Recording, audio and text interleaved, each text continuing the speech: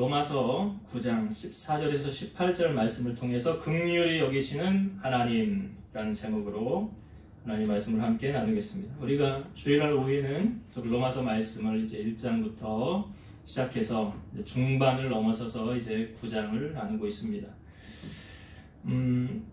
여러분, 구원이라는 것은 하나님 나 구원해 주세요 라는 인간의 입장에서 먼저 하나님 앞에 나와 하나님 나 구원해 주세요 라는 사람이 마음이 움직여서 주님 앞에 온 것이 먼저일까요? 아니면 하나님께서 그 사람을 택하시고 그 사람이 주님을 찾아 나온 것이 먼저일까? 그러니까 전반부는 초점을 어디에 두냐면 인간에게 초점을 두는 거예요. 자유의지라고 그러죠. 인간이 나 구원받아야 되겠다. 내가 이 땅에 살면서 아무 삶의 의미도 없고 재미도 없고 그러니까 사람들 말 들어보니까 천국과 지옥이 있다고 하는데 그러면 일단 구원이라는 것은 내가 일단 받고 봐야 되겠다. 그래서 자기가 교회를 찾아 나와서 하나님을 찾아 구원을 얻게 되는 것. 자유의지를 강조하는 거죠. 이거는 알미니안주의로 해석이 되어서 이제 우리나라 안에도 교회가 이제 여러 교회가 있잖아요. 장로교회 있고 감리교가 있고 여러 교회가 있는데 알미니안주의, 그러니까 인간의 자유의지를 강조한 것이 어느 교단이냐면 감리교회예요. 이게 장로교하고 다른 거예요. 장로교는 어떤 거냐, 후반부를 이제 제가 질문 드렸을 때 뒤에 있는 부분, 구원이라는 것은 전적으로 하나님의 부르심과 택하심이 없이는 할 수 없는 거다. 인간의 자유의지로 나 구원해 주세요 해서 발걸음 나온 것이 아니라 하나님께서 먼저 선택하시고 부르심을 받은 자들이 주의 제단 앞에 나온 것이다. 그러니까 부르심이 없이는 우리가 나아갈 수 없는 것이다. 이것을 성경에서 이제 사도 바울도 어떻게 보면 그 칼빈의 예정론의 입장에서 하나님의 주권을 강조하면서 우리에게 보여주고 있거든요. 에베소서 1장 4절 보면 4절 즉 곧 창세전에 그리스도 안에서 우리를 택하사 우리로 사랑 안에서 그 앞에 거룩하고 흠이 없게 하시려고 5절 그 기쁘신 뜻대로 우리를 예정하사 예수 그리스도로 말미암아 자기의 아들들이 되게 하셨으니, 그러니까 4절에서 창세전에 그리스도 안에서 우리를 뭐 했대요? 택하사. 그러니까 하나님의 택하심을 받은 자들이 주님 앞에 나와 주님의 자녀로 예배하고 하나님을 높일 수 있는 거예요. 그러니까 야곱과 에서의 비유를 우리가 저번 주에 나누었죠. 이삭 아내 리브가의 엄마 뱃속에 두 아이가 있었어요. 우리가 주일날 계속 오전에 말씀을 나누었던 그 주인공인 야곱하고 에서가 있었죠. 야곱과 에서 두 사람이 엄마 뱃속에 있는데 아직 이 아이들이 태어나지도 않았어요.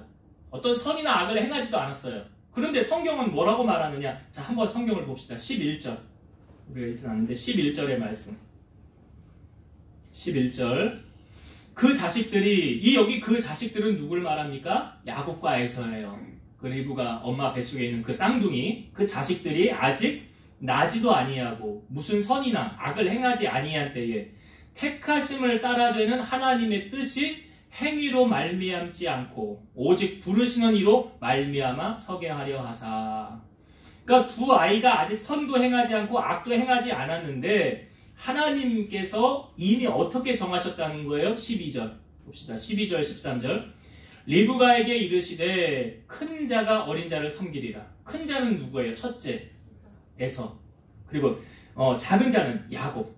그러니까 하나님께서 13절 보세요. 기록된 바 내가 야곱은 사랑하고 에서는 미워하였다 하심과 같으니라. 그러니까 아직 엄마 뱃속에 있어요. 태어나지도 않았어요. 그런데 하나님께서 내가 야곱은 사랑하고 에서는 미워한다. 그리고 내가 내 후손들을, 그러니까 아브라함의 후손들을 누구를 통하여 펼쳐나가신다고 하십니까? 야곱을 통해서. 그래서 야곱을 통해서 12지파가 세워진 거예요. 오전에 말씀 나눴죠?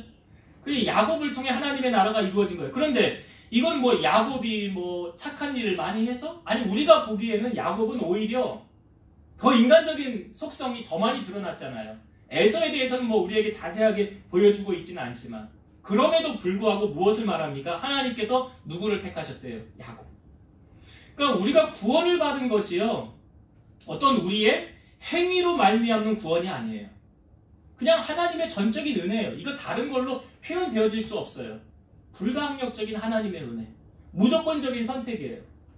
이걸 칼빈의 5대 예정론에서 설명을 하고 있는데, 자, 오늘 우리가 읽은 본문의 16절을 한번 보세요. 16절. 이 16절의 말씀이 하나님의 주권에 관한 말씀이에요. 16절을 읽어볼게요. 그런즉 원하는 자로 말미암음도 아니요 다른 박질하는 자로 말미암음도 아니요 오직 긍휼히 여기시는 하나님으로 말미암음이니라. 여기 원하는 자로 말미암음도 아니다. 원한다는 것은 마음을 말하는 거예요. 마음을. 그러니까 마음으로 내가 원하지만 그 마음으로도 되어지는 거 아니고, 그 다음에 다른 박질하는 자로 말미암음도 아니라는 거는 다른 박질은 달리기잖아요. 행함을 말하는 거예요. 그러니까 마음으로 원하고 행함으로 원해서 되어지는 것이 아니라 16절 후반절 오직 긍휼히 여기시는 하나님으로 말미암음이니라. 그러니까 이 구원이라는 것은 전적으로 인간 편에 속하는 것이 아니라 하나님께서 행하시는 것이다. 한 예로요. 쉬운 예로 이런 예를 들어볼게요. 어떤 여자가 고아원에 갔어요. 왜 고아원에 왜 갔냐면 이제 내가 한 아이를 입양해서 내가 키우려고 이 여인이 고아원을 간 거예요. 그러면 고아원에 가면 여러 아이들이 많이 있지 않습니까? 근데 이 여인이 딱 가서 쭉 보겠죠. 그리고 마음에 드는 한 사람을 픽할 거 아니에요. 찍을 거 아니에요. 내가 저 아이 데려가서 내가 키우겠습니다. 그래서 한 아이를 선택해서 이 여인이 데리고 갔어요. 그러면 이 여인은 우리가 보기에 불공평한 거고 불의한 여인입니까? 아니죠. 그런 게 아니에요. 불의하다고 말할 수 없어요. 왜냐하면 이 여인은 이미 마음속에 한 사람을 택해서 데려가려고 마음을 먹고 온 거니까. 이 비유를 제가 왜 말씀을 드리냐면 하나님께서 많은 사람 가운데서 여러분들을 픽한 거예요. 택한 거예요. 여러분을 선택한 거예요. 그러니까 하나님의 선택이 아니고는 우리가 주님 앞에 나올 수 있어요? 없어요? 없어요. 그러니까 하나님의 부르심이 먼저 있는 거예요. 이것을 다윗은 말하기를 시편에 내 형질이 이루기 전에 내 모태에 있을 때, 엄마 뱃속에 있을 때부터 하나님께서 나를 보시고 아셨다라고 말하고 있어요. 이미 하나님께서, 그러니까 이 야곱과 에서도 똑같은 거잖아요. 엄마 뱃속에 있을 때 야곱과 에서 둘이 있는데 내가 야곱은 택하고 에서는 택하지 않아. 이거는 누구의 권한이에요? 하나님의 권한이에요. 그래서 전적으로 구원은 누구의 손안에 달려있느냐? 하나님의 손안에 달려있는 거예요. 우리가 우리 주변에 아직 구원받아야 될 영혼들이 있습니까? 그러면 그 사람을 하나님이 택했는지 안 택했는지 우리는 알아요? 몰라요? 모르는 거예요. 우리가 해야 되는 역할은 무엇입니까? 복음을 제시하는 거예요. 복음의 통로가 되게 하는 거예요. 그래서 전해서 그 사람으로 하여금 그 말을 받아듣고 그 마음이 움직여지고 내가 하나님을 만나야 되겠다, 주님 앞에 나아가야 되겠다라고 누가 역사해 주셔야 되느냐? 성령께서 역사해 주셔야 되는 거예요. 이게 그냥 되어지는 게 아니에요.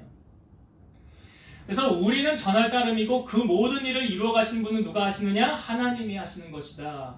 이걸 이제 다음 주에 이제 토기장이의 비유를 통해서 한 번 더 말씀을 나누고자 합니다. 그러니까 그렇다고 이제 하나님께서 이렇게 일을 행하셨는데 이거 하나님 저 사람은 왜 안 택하고 저 사람은 왜 택하였습니까? 라고 우리가 하나님께 따질 수 있느냐 없느냐? 하나님께 불의가 있느냐 없느냐? 하나님 불의가 없으시다. 그래서 제가 한 여인의 비유를 말씀드린 거예요. 고아원에 갔을 때 한 사람을 택했을 때 이 여인 잘못한 거냐? 다른 사람은 왜 안 택했느냐? 그게 아니라는 거죠. 그 여인의 권한이듯이 구원이라는 것도 가만히 놓고 보면 하나님의 권한이다. 그래서 주의 재단에 여러분 발걸음을 옮긴 것은 우연히 되어진 것이 절대 아니에요. 내가 우연히 여기 앉아서 예배드린다? 아니요. 천만의 말씀. 우연이 없어요. 하나님의 계획과 예정이에요. 이것이 그러면 그전에는 왜 그 사람을 하나님이 부르지 않아? 아직 하나님의 때가 되지 않았기 때문에 그런 거예요. 제가 며칠 전에 우리 아내하고 이야기를 하면서 제가 서울에 이제 총신대에서 잠깐 이제 그 공부하러 다녔을 때 우리 원정호 집사님이 안양에 있었잖아요. 그때 안양에서 제가 2주 동안 그 집에 있으면서 이제 사당동 총신을 왔다 갔다 하면서 공부를 하러 다녔는데 그 얘기를 했어요. 만약에 내가 그때 공부하지 않았다고 한다면 우리 원정호 집사님이 우리 교회에 왔을까? 우리 교회를 나오게 된 시점이 언제부터였습니까? 가만히 생각해보니까 제가 그 공부하러 다니고 난 다음부터 왔어요. 그러니까 주변에 어떤 분들이 그랬다고 그래요. 야, 하나님이 얼마나 우리 원정호 집사님을 사랑하면 목사님을 그 집에 보내서 교회를 다니게 하셨을까? 믿게 하셨을까? 그러니까 어느 것 하나 우연이 있습니까? 없습니까? 우연이 없어요. 이게 다 하나님의 계획과 예정과 섭리예요. 그래서 오늘 이 자리에 앉아서 우리가 하나님을 예배할 수 있는 것, 그러니까 구원이라는 것은 전적인 하나님의 역사하심이다라는 것. 그래서 우리가 믿지 않는 자들을 주님 품으로 인도하기 위해서는 먼저 우리가 하나님 앞에 간구해야 되는 것.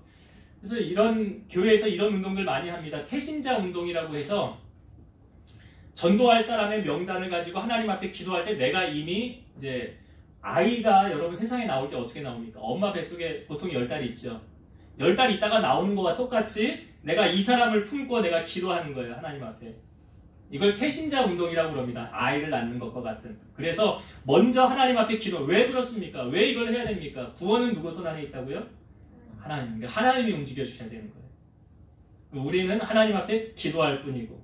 그래서 다시 한번 이 구원이라는 것은 우리의 힘과 노력으로 되어지는 것이 아니라 전적인 하나님의 은혜다. 그렇기 때문에 우리는 하나님 앞에 기도해야 된다라는 거 이거 한 가지 나누고요. 두 번째 모세 이제 이 로마서 9장에 한 사람, 이제 두 사람의 이름이 등장하는 모세라는 이름이 등장하고 바로라는 이름이 등장을 해요. 모세와 바로. 여러분 모세와 바로는 언제적 사람들입니까? 네, 출애굽 시대의 사람이죠. 우리가 계속 이제 오전에 말씀을 이어서 연결을 드리면 이제 요셉으로 말미암아 아브라함의 후손이 애굽이라는 땅에 거하게 되죠. 그리고 430년 거하다가 이제 출애굽을 하게 돼요. 그때 출애굽을 하기 위해서 하나님이 주인공으로 쓴 사람이 누굽니까? 모세예요. 모세를 들어서 쓰셨어요. 그런데 오늘 성경에 보니까 모세라는 한 사람이 나오고 또 한 사람 바로라는 사람이 나오죠. 바로. 자, 그러면 모세와 바로가 오늘 우리 먼저 이 본문 속에서 하나님이 어떠한 말씀을 주시려고 이 말씀을 들춰내셨느냐. 자, 먼저 한번 성경을 봅시다. 15절을 먼저 볼게요. 15절. 모세에게 이르시되 내가 긍휼히 여길 자를 긍휼히 여기고 불쌍히 여길 자를 불쌍히 여기리라 하셨으니. 모세에게 하나님 말씀하시는 거예요. 내가 긍휼히 여길 자를 긍휼히, 불쌍히 여길 자를 불쌍히. 이게 출애굽기에 있는 말씀을 인용한 거예요. 자, 그리고 이 말씀 17절의 말씀도 다시 한번 볼게요. 17절. 성경이 바로에게 이르시되 내가 이 일을 위하여 너를 세웠으니 곧 너로 말미암아 내 능력을 보이고 내 이름이 온 땅에 전파되게 하려 함이라 하셨으니. 그러니까 여기 모세라는 사람도 하나님이 쓴 거고요. 바로라는 사람도 하나님이 쓰신 거예요. 보니까 두 사람 다 하나님의 쓰임을 받은 사람이에요. 그렇죠? 오늘 말씀해 보니까 바로에게 뭐라고 말씀하셨대요? 내가 이 일을 위해 너를 세웠대요. 너로 말미암아 내 능력을 보이고 내 이름이 온 땅에 전파되게 하려 함이라. 자, 이 부분을 그럼 우리가 좀 자세하게 보길 원해요. 이게 뭔 내용인지 좀 알아야 되잖아요. 자, 출애굽기 14장으로 한번 가봅시다. 출애굽기 14장. 창세기 다음에 출애굽기 14장입니다. 제가 이 말씀을 여러분과 보면서 어떤 것에 주목하며 말씀을 보길 원하냐면 모세하고 바로하고의 하나님께 쓰임을 받았는데 어떠한 방법으로 쓰임을 받았느냐, 그걸 좀 보려고 그래요. 자, 출애굽기 14장 3절부터 볼게요. 이스라엘 백성들이 출애굽을 했죠. 그래서 하나님께서 모세로 하여금 홍해 앞으로 가라고 그랬어요. 그리고 뒤에는 애굽의 군사를 쫓게 만드십니다. 자, 14장 3절부터 읽어볼게요. 바로가 이스라엘 자손에 대하여 말하기를 그들이 그 땅에서 멀리 떠나 광야에 갇힌 바 되었다 하리라. 내가 바로의 마음을 완악하게 한즉. 여기 내가가 누구예요? 하나님이에요. 하나님께서 바로의 마음을 완악하게 한즉 바로가 그들의 뒤를 따르리니 내가 그와 그의 온 군대로 말미암아 영광을 얻어 애굽 사람들이 나를 여호와인 줄 알게 하리라 하심에 무리가 그대로 행하니라. 그 백성이 도망한 사실이 애굽 왕에게 알려지매 바로와 그의 신하들이 그 백성에 대하여 마음이 변하여 이르되 우리가 어찌 이같이 하여 이스라엘을 우리를 섬김에서 놓아 보내었는고 하고 바로가 곧 그의 병거를 갖추고 그의 백성을 데리고 갈새 선발된 병거 600대와 애굽의 모든 병거를 동원하니 지휘관들이 다 거느렸더라. 여호와께서 애굽 왕 바로의 마음을 완악하게 하셨으므로 그가 이스라엘 자손의 뒤를 따르니 이스라엘 자손이 담대히 나아갔습니다. 애굽 사람들과 바로의 말들, 병거들과 그 마병과 그 군대가 그들의 뒤를 따라 바알스본 맞은편 비하이롯 곁 해변 그들의 장막친데 미치니라. 자, 바로가 자기의 군대를 동원해서 이스라엘 백성들을 쫓게 만들죠. 뒤를 따라가라 쫓게 만들었어요. 누가 이 일을 계획했다고 성경은 말합니까? 하나님이 하셨대요. 우린 바로가 한 줄 알았어요. 우리는 바로가 한 줄 알았어요. 근데 성경을 보니까 여호와께서 바로의 마음을 완악하게 하셨으므로, 바로의 마음을 완악하게 만들어서 이스라엘 백성들을 쫓게 하신 분이 누구시냐? 하나님이세요. 하나님이 이 일을 하셨대요. 그래서 이 백성들이 이제 쫓아왔죠. 그런데 자, 이스라엘 백성들 뒤에 쫓아올 때 하나님이 어떻게 하셨냐면, 앞에서 가던 구름이 뒤쪽으로 가서 뒤에 있는 애굽의 군사가 이스라엘 백성들을 넘어오지 못하게 했어요. 담이 되게 하셨다는 거예요. 그리고 이스라엘 백성들이 지금 홍해를 갈라서 바다 위로 건너갔지요. 그리고 난 다음에 자, 성경을 봅시다. 4장 17절 18절. 14장 출애굽기 14장. 예, 그 뒤쪽에 17절 18절을 볼게요. 예. 내가 애굽 사람들의 마음을 완악하게 할 것인즉 그들이 그 뒤를 따라 들어갈 것이라. 내가 바로와 그의 모든 군대와 그의 병거와 마병으로 말미암아 영광을 얻으리니, 내가 바로와 그의 병거와 마병으로 말미암아 영광을 얻을 때에야 애굽 사람들이 나를 여호와인 줄 알리라 하시더니. 여기 그 애굽 사람들의 마음을 완악하게 누가 하셨다고요? 하나님이. 그래서 이스라엘 백성들이 홍해로 다 건너간 다음에 그 뒤로 따라서 들어가게 하신 것도 누가 하신 거예요? 하나님이 하신 거예요. 하나님이 하신 거예요. 그래서 이스라엘 백성들은 다 건너가고 난 뒤에 이 애굽의 군사들 들어갔을 때 모세가 다시 손을 내밀니까 홍해가 덮였지요. 그 뒤따라왔던 바로의 군사들은 어떻게 되었습니까? 다 홍해에서 수장돼서 다 죽었어요. 물에 빠져서 다 죽었어요. 자, 이러한 배경을 놓고 지금 로마서 9장에서 우리에게 말씀을 하고 있는 거예요.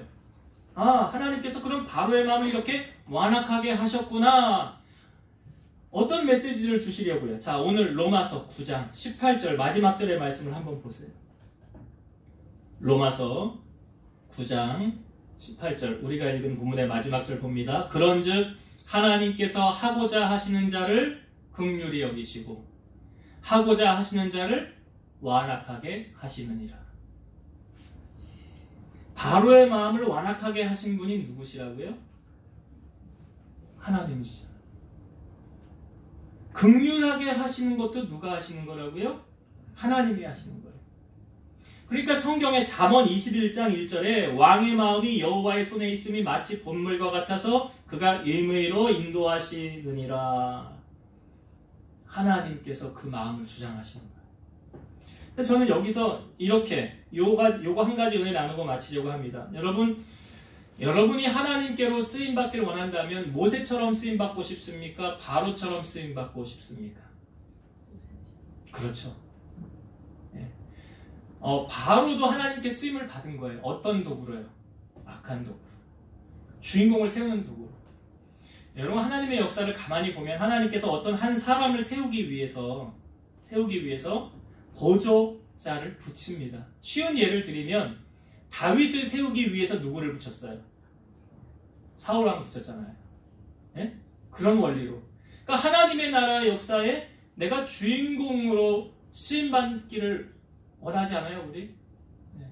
주인공으로. 모세와 같이 이왕이면 쓰임받고 싶지 바로처럼 내가 쓰임받고 싶지는 않잖아요. 그러나 하나님은 이 모든 것을 다 통해서 하나님의 일을 이루어 가실 때 바라기는 여러분들이 하나님께서 즐겨 쓰시는, 중요하게 쓰는 그런 하나님의 일꾼이 되었으면 좋겠어요. 자, 이제 말씀을 정리하고 마치겠습니다. 오늘 구원이라는 것, 전적으로 이것은 인간의 영역이 아니라 하나님의 영역이다. 하나님의 손 안에 있다. 구원 내가 얻고 싶다고 구원받는 거 아니죠. 우리 교회 권사님들, 집사님들 가운데도 아직 가족 구원이 안 된 분들 있잖아요.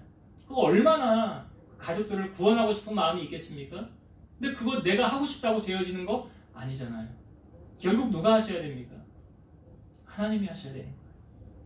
하나님이 하셔야 돼요. 하나님이 그에게 은혜를 베풀어 주셔야 되고 그 마음을 열어주셔야 되는 거예요. 그래서 우리는 영혼 구원을 위해서 우리가 먼저 뭘 해야 됩니까? 하나님 앞에 기도로 나아가야 된다. 네, 그거 왜 하나님의 주권이기 때문에. 또 한 가지는 하나님께서 사람의 마음을 주장하시는구나. 긍휼하게도 하시고 강팍하게도 하십니다. 그래서 우리가 주일날 오전에 몇 주 전에 나눴던 말씀 가운데 여러분 주변에 어떤 사람들이 많습니까? 라는 질문을 제가 던졌었어요. 예, 여러분 주변에 그 모습이 내 모습일 수 있다 라고 말씀도 우리가 나누었었고요. 그래서 하나님께서 왕의 마음이 하나님의 손안에 있구나. 모든 주권이 하나님의 손안에 있다라는 것. 그리고 이왕이면 모세처럼 쓰임받는 자가 돼야지 바로처럼 쓰임받는 자가 되어서는 안 되겠다. 그래서 여러분들이 주님의 나라에서 하나님의 손에 이런 주인공으로 쓰임받는 그런 은혜가 임하게 되기를 주의 이름으로 축원드립니다. 기도하시겠습니다. 살아계셔서 역사하시는 하나님, 참새 한 마리도 하나님의 허락 없이는 떨어지지 않는다고 하셨습니다. 그렇듯이 구원이라는 것도 인간의 노력과 힘으로 되어지는 것이 아니라 전적인 하나님의 부르심과 택하심이 아니고는 되어질 수 없음을 고백합니다. 그러기에 많은 사람 가운데 우리를 불러주셔서 구원해 주신 은혜를 감사드리고 또한 우리 주변에 죽어가는 영혼들을 바라보며 먼저 하나님 앞에 기도함으로 나아가게 하시고 하나님의 구원의 역사 이루어 가시는 것을 저희들 동참하게 도와주옵소서. 이왕이면 하나님의 손에 모세와 같이 쓰임받는 종들이 되게 하시고 바로와 같이 악한 도구로 쓰임받지 않도록 하나님 은총을 베풀어 주옵소서. 한 주간 세상을 향하여 나아갑니다. 혼란스럽고 어지러운 시대 속에 우리의 믿음을 잃지 않게 하시고 마음을 여호와를 바라보면서 믿음으로 달려가는 우리 성도들이 다 되게 하여 주옵소서. 이제는 우리를 모든 죄악 가운데서 구속하신 예수 그리스도의 은혜와 하나님의 사랑하심과 성령님의 내주, 교통, 인도, 역사 충만케 하심이 사랑하는 성도들 머리 위에 저들의 가정 위에 이 재단과 나라와 민족 위에 이제로부터 영원토록 함께 있을지어다. 아멘.